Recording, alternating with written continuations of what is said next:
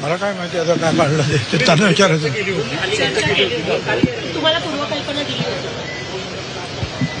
असं आहे की 7-8 दिवसापूर्वी जे आहे त्यांनी मला म्हटलं की तुम्ही राज्यसभेवर जायचं, तुम्ही आता जा राज्यसभेत. त्यावेळेला मला राज्यसभेवर जायचं होतं. कधी आधी अगोदर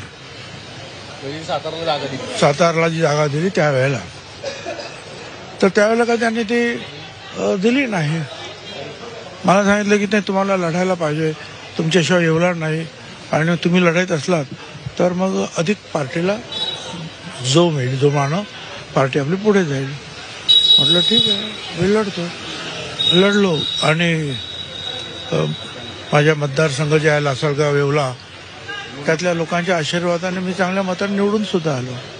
सर, सगळ्या गोष्टीमध्ये आता 2 गोष्टी चर्चा सुरू आहे की आपल्याला राज्यसभा देणं असं आहे ना. आता काय म्हणतं, मी त्यावेळेला त्यांना सांगितलं मला ताबडतोब का मी जाऊ शकत नाही.